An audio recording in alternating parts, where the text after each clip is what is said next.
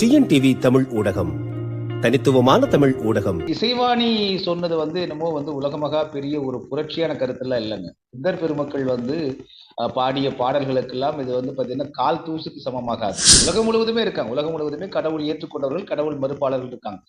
பிரச்சனை என்னன்னா, இது கடவுள் மறுப்பு என்பது வேறு, மதம் மறுப்பு என்பது வேறு. திருவள்ளுவர் பிரகாச ராமலிங்க வள்ளல் பெருமானார் என்ன சொல்றாருன்னா, சாதியும் மதமும் சமயமும் பொய்யென்று ஆதியில் உணர்த்திய அருட்பெருஞ்சோதின்னு சொல்றாரு. இந்த பாடல் இப்பொழுது பாடப்பட்ட பாடல் கிடையாது. அது கிட்டத்தட்ட 4-5 ஆண்டுகளுக்கு அந்த சபரிமலையில் பெண்கள் அனுமதிக்காத சர்ச்சை எழுந்த போதிலிருந்து இருந்துட்டு இருக்கு. அங்க சபரிமலை என்பது ஒரு தேவஸ்தானம், அவர்கள் தனியார் அமைப்பது. இங்க இருக்கக்கூடிய பெரியாரிய, அம்பேத்கரிய, அதே போல இங்க புரட்சிகரமான அந்த கருப்பு சட்டைக்காரர்கள் எல்லாம் நேரா கி வீரமணி ஐயா, அதே போல சுபவீர பாண்டியன், குளத்தூர் மணி போன்றவங்க எல்லாம் கூட்டிட்டு நேரா போய் உட்கார்ந்து தேவஸ்தானத்திலேயே உட்கார்ந்து பேசலாமே. ஐயா, நீங்கள் பாத்தீங்கன்னா இந்த மாதிரி பெண்களை அனுமதிக்காம இருக்கிறது பெண்ணியத்திற்கு எதிரானது, அதனால அனுமதிக்கிறது கேட்கலாமே. ஏன் நீங்க மேல்மருவத்தூர்ல ஆதிபராசக்தி கோயில்ல மாத சுழற்சி இருக்கிற பெண்கள் கூட கோவிலுக்கு வரலாம் அப்படிங்கிறத கொண்டு வந்திருந்தாரு அவர். அது போல நீங்க அங்கேயும் பேசலாம். ஸோ அதை செய்வதை விடுத்து விட்டு இங்க சமூக ஊடகங்கள்ல பாத்தீங்கன்னா மத பிரச்சனையை உண்டாக்குவது போல செய்வது என்பது ஒரு வழக்கமாக. இப்படிதான் கந்தசஷ்டி கவசத்துக்கு திடீர்னு ஒரு பாட்டை பாடி ஒரு பெரிய இஷ்யூ ஆக்குனாங்க. இப்ப அந்த பொண்ணை எப்படி பாக்குறாங்கன்னா, இது ஒரு பெரியாரிய உடைய பேத்தின்னு சொல்லுது. பெரியாரியத்துல இருந்து வந்தவங்க. அப்ப திராவிடர் கழகம்னா இந்த பொண்ணுடைய பின்புலம் என்ன, அவர் என்ன மதத்தை பின்பற்றாரு, அப்ப கிறிஸ்துவத்தை பின்பற்றாரா, அப்ப கிறிஸ்துவ மதத்தை சேர்ந்த மிஷினரிகள் தான் இந்த ஈவே ராமசாமி பெரியாரிய இயக்கங்களுக்குள் பூந்து கொண்டு இந்து மதத்தை கொச்சைப்படுத்துகிறது அப்படிங்கிற மாதிரி இந்த சங்க பரிவார இந்துத்துவவாதிகள் கொண்டு போறாங்க. சோ இதுதான் இப்ப சிக்கல். டிஎன்டிவி தமிழ் ஊடகம், தனித்துவமான தமிழ் ஊடகம். வணக்கம், விஜி சௌந்தர்யா. இந்த மந்திரங்களோட இயல்பு என்ன அப்படின்னா, அவங்களுக்கு பிடித்த மாதிரி ஒருத்தர் பேசினா அதை ஏத்துப்பாங்க, அதை ரசிப்பாங்க, அதை பாராட்டுவாங்க. ஆனா அதே நேரத்துல அவங்களுக்கு பிடிக்காத ஏதாவது ஒரு விஷயத்த யாராவது பேசினா, மனுஷங்க மட்டும் இல்லைங்க, மிருகங்கள் கூட ரியாக்ஷன் காட்டுது. அது உயிர் போற அளவுக்கு. இப்ப நம்ம சமீபத்துல பரபரப்பா பேசப்படுற விஷயம் 2.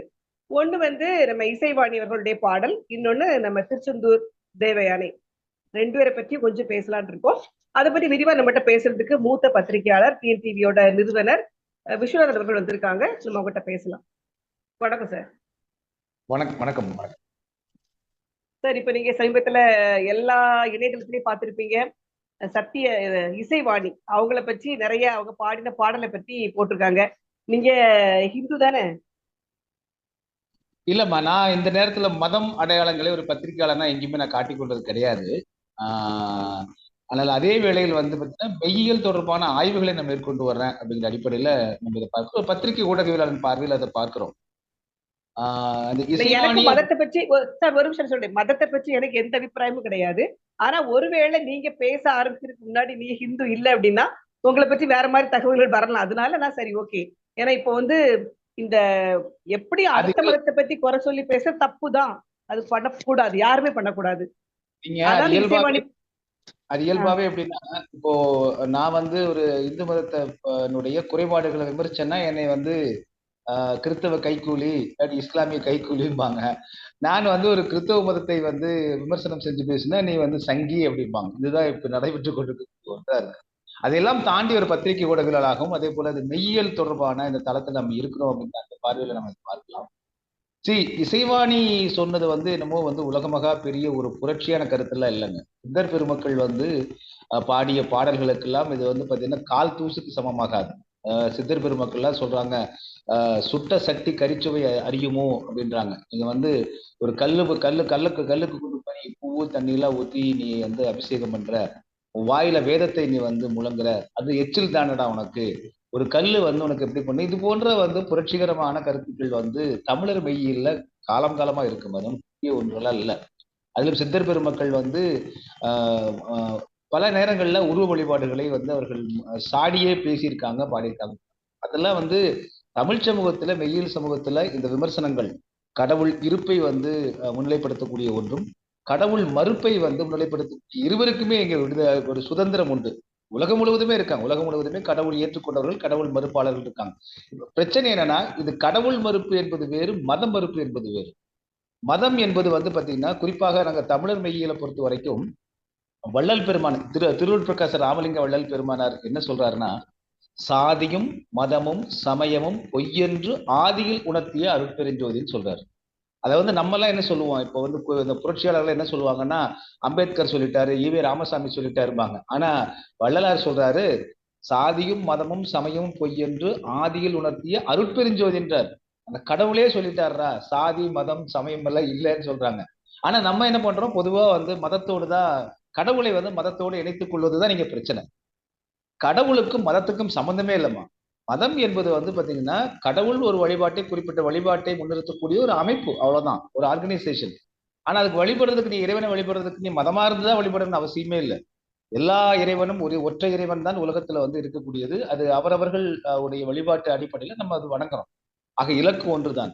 அப்படி இருக்கிறதுனால இதெல்லாம் வந்து ஒரு பெரிய புரட்சிகரமான கருத்துல. ஆனா இது வந்து இந்த பாடல் இப்பொழுது பாடப்பட்ட பாடல் கிடையாது. அது கிட்டத்தட்ட 4-5 ஆண்டுகளுக்கு அந்த சபரிமலையில் பெண்கள் அனுமதிக்காத சர்ச்சை எழுந்த போதிலிருந்து இருந்துட்டு இருக்கு. அங்க சபரிமலை என்பது ஒரு தேவஸ்தானம், அவர்கள் தனியார் அமைப்பது. ஒரு அரசு சார்ந்து இருந்தாலும் கூட அது தற்பொழுது பந்தல மகாராஜா என்கிற அவர்களுடைய கட்டுப்பாட்டு ஒரு தேவஸ்தான அறக்கட்டளை. அவர்கள் அந்த கோவிலுக்குள்ள வச்சிருக்க கட்டுப்பாடு என்பது அவருடைய கட்டுப்பாடு. அதற்கு நம்ம என்ன செய்யலாம்னா, இங்க இருக்கக்கூடிய பெரியாரிய, அம்பேத்கரிய, அதே போல இங்க வந்து புரட்சிகரமான அந்த கருப்பு சட்டைக்காரர்கள் எல்லாம் நேரா வந்து வீரமணி ஐயா, அதே போல சுபவீர பாண்டியன், குளத்தூர் மணி போன்றவங்க எல்லாம் கூட்டிட்டு நேரா போய் உட்கார்ந்து தேவஸ்தானத்திலேயே உட்கார்ந்து பேசலாமே. ஐயா, நீங்கள் வந்து பாத்தீங்கன்னா இந்த மாதிரி வந்து பெண்களை அனுமதிக்காம இருக்கிறது வந்து பெண்ணியத்திற்கு எதிரானது, அதனால அனுமதிக்கு கேட்கலாமே. ஏன் நீங்க மேல்மருவத்தூர்ல வந்து ஆதிபராசக்தி கோயில்ல வந்து மாத சுழற்சி இருக்கிற பெண்கள் கூட கோவிலுக்கு வரலாம் அப்படிங்கிறத கொண்டு வந்திருந்தார் அவர். அது போல நீங்க அங்கேயும் பேசலாமே. சோ அதை செய்வதை விடுத்து விட்டு இங்க சமூக ஊடகங்கள்ல வந்து பாத்தீங்கன்னா மத பிரச்சனையை உண்டாக்குவது போல செய்வது என்பது ஒரு வழக்கமாக. இப்படிதான் கந்தசஷ்டி கவசத்துக்கு திடீர்னு ஒரு பாட்டை பாடி ஒரு பெரிய இஷ்யூ ஆக்குனாங்க. இப்போ இது வந்து சொல்றாங்க, இப்போ இந்த பாடல் அந்த பெண்மணி அந்த அந்த பெண் சொன்னதும் வந்து பாத்தீங்கன்னா, ஐயப்பா நாங்க ஏன் வரக்கூடாதா, ஒரு பெண்ணா பார்த்துட்டு நாங்க ஏன் வந்து வரக்கூடாதா கோயிலுக்கு அப்படின்னு கேட்குறாங்க. ஒரு ஜீன்ஸ் பேண்ட் போடுறது, புடவை கட்டுறது என்னுடைய விருப்பம், நான் டாக்டர் ஆகிறது, நர்ஸ் ஆகிறது என்னுடைய விருப்பம் அப்படிங்கிறதெல்லாம் அவங்க பாடுறாங்க. ஸோ இதெல்லாம் நீங்க வந்து பாத்தீங்கன்னா ஒரு ஒரு பெண் அப்படிங்கிற அடிப்படையில ஒரு கவிதை, எத்தனையோ பேர் கவிதை எழுதுறாங்க, பாடலா பாடுறாங்க அப்படின்னு எடுத்துட்டு கடந்து போகலாம். இல்ல அதுல போய் ரொம்ப நம்ம வந்து உன்னிப்பா கவனிச்சு மதத்தை அவருடைய பின்புலத்தை ஆராய்வது, அந்த பெண்மணி வந்து எந்த கடவுளை வணங்குறாங்க, எந்த மதத்தை வணங்குறாங்க, அவங்க அப்ப இதன் மூலமாக தான் சொல்றாங்க, இப்படி போகும்போது தான் நீங்க வந்து பாத்தீங்கன்னா மதங்களுக்கு இடையே உரசல் ஏற்படுகிறது அப்படின்னு. எனவே இரண்டு தான் நீங்க அந்த, அது வந்து உண்மையிலேயே அவதூறாக மதத்தை கொச்சைப்படுத்துவதாக இருந்ததுன்னா அது அது தவறு. இல்லை, இது வந்து ஒரு பெண் என்கிற பார்வையில் எழுதிய கவிதையாக நம்ம பார்த்துட்டு போனோம்னா அது அழகா வந்து கடந்துட்டு போகலாம். எத்தனையோ இந்த பெண் பாடிய பாடலை விட மிக மோசமான பாடல்கள் எவ்வளவோ இருக்கு. அதெல்லாம் விட்டுட்டு இப்பொழுது இது எடுத்துக்கொள்ள வேண்டிய தேவை என்ன இருக்குன்னு கேள்வி வருது. அதற்கு மேலாக வந்து நீங்க கடவுள், அந்த கோவில் மறுப்பு, மத மறுப்பு, கடவுள் மறுப்பு என்பது இது வந்து ஒரு கருத்து சுதந்திரத்தின் அடிப்படையில தான் இங்க இருக்கு. அதை அவங்க வாதங்களா வைக்கும் போது ரெண்டு கருத்தியல் ரீதியா இருதரப்பும் பேசிக்கொள்வது தவறு இல்லை. அதை விடுத்து மத ரீதியாக நீ உன் மதம் பெரியதா, என் மதம் பெரியதா, உன் வழிபாடு பெரியதா, என் வழிபாடு பெரியதாக போதுதான் அங்கே சிக்கல் வருகிறது. இதை கேட்க வந்தீங்க, கேளுங்க சார். இப்ப வந்து இந்த உன்மதம் பற்றி சொன்னீங்களா, உன்மதம் பெரியதா என்மதம் பெரியதா, இதுல தலைவர் பெரிய பொறுப்புல இருக்கிறவங்க, ஒரு ஆதீனமோ இல்ல வந்து ஒரு போப்போ, வேற இந்த இஸ்லாமியர்ல ஒரு மிகப்பெரிய தலைவர்களோ யாருமே கேள்வி கேட்கறது இல்ல. ஆனா இதை இடையில உள்ள நம்ம தான் அந்த மதத்துல ஓட சொல்லிட்டு இருக்கோம். இப்போ வந்து இந்த பொண்ணு பாடுவே தப்பு அப்படின்னு சொல்லிட்டு இப்ப அந்த பொண்ணு பாடினதுக்கு அகெயின்ஸ்டா நிறைய பேர் பாடுறாங்க. வேற இப்போ வந்து மற்ற மதத்தை கொச்சப்படுத்தி பாடுறது, இது வந்து நம்ம நம்ம சகோதரத்துவமா நம்ம எல்லாரும் பழகிட்டு இருக்கவங்களுக்கு ஒரு வெறுப்பை கொடுக்குது இல்ல. என்ன எல்லாரும் அவங்கவுங்க மதத்தை கூப்பிட்டு வணங்குங்க, அதுல ஒரு ஈடுபாடோட இருங்க, உண்மையா இருங்க, தப்பே கிடையாது, அது அவங்க விருப்பம். கடவுள் ஒருத்தர் தான், ஆனா ஒவ்வொரு வடிவத்துல நம்ம வணங்குறோம், அவ்வளவுதான். அதுக்காக நான் பெருசுன்னு சண்டை போட்டுக்கிறது பெரியவர்களிடம் இல்லை, இது தவறு. கீழே நம்ம அடிமட்டத்துல அந்த நிகழ்ச்சியை பாடலை கேட்கிறவங்க தப்பான கமெண்ட்ஸ் கொடுக்கறது, அது வந்து இந்த மாதிரி கமெண்ட்ஸ்களும் ஒருத்தரை பற்றி தவறா பேசுறதும் எங்க கொண்டு போய் நிறுத்தும் முதல்ல? இது ஒரு குழப்பத்துக்கு அடிப்படை காரணமா நான் பாக்குறது வந்து பாத்தீங்கன்னா, அந்த பெண் ஏன் இது இஷ்யூ ஆச்சுன்னு வந்து பாத்தீங்கன்னா, அந்த பெண் சொல்லுது நான் தாடிக்காரன் பேத்தின்னு சொல்லுது. சோ தாடிக்காரன் பேத்தினா ஈவே ராமசாமி தான் சொல்லுதுங்க. சோ இங்க ஒரு சிக்கல் இருக்குது. பெரியாரிய இந்த பின்பற்றாளர்களிடம் இவர்கள் கடவுள் மறுப்பும்பாங்க. ஆனா திமுகவில் 95 விழுக்காடு வந்து பாத்தீங்கன்னா சாமி போட்டோ வந்து பாக்கெட்ல வச்சுட்டு சுத்திட்டு இருப்பாங்க. அதை வந்து தாய் கழகமான திராவிடர் கழகம் தட்டி கேட்காது. மத மறுப்பும்பாங்க. மதமே ஆகாது, மதம் வந்து பேய் அப்படின்னு ஈவே ராமசாமியோட பெரியாரிய பக்தர்கள் எல்லாம் சொல்லுவாங்க. அவர்களும் பக்தர்கள் தான் உண்மையை சொல்ல போனா. ஆனா அவர்கள் சொல்வது என்னவா இருக்குன்னா மத மறுப்புப்பாங்க. ஆனா திமுக அதனுடைய கிளை கட்சியான திமுகவில் 95 விழுக்காடு நாங்க இந்துக்கள் தான் இருக்கிறோம் அப்படிம்பாங்க. இந்து சமய அறநிலையத்துறை வந்து பாத்தீங்கன்னா செய்வது போல திமுக செய்தது போல யாருமே செய்யலேம்பாங்க. சோ வாக்குகளுக்காக மதங்களை ஏற்றுக்கொள்வதும், வாக்குகளுக்காக வாக்கு வங்கிகளாக சாதிகளை வந்து ஏற்றுக்கொள்வதும், ஆனால் எதிர்க்கட்சியாக அமர்ந்து வரும்போது அதே சாதி வெறி கூடாது, சாதி கூடாது, மதம் கூடாது என்று இரட்டை வேடம் பூணுகின்ற இந்த திராவிட இயக்கங்களுடைய குழப்பம் தான் இது. இப்ப அந்த பொண்ணை எப்படி பாக்குறாங்கன்னா, இது ஒரு பெரியாரிய உடைய பேத்தின்னு சொல்லுது. பெரியார் அப்ப பெரியாரியத்துல இருந்து வந்தவங்க.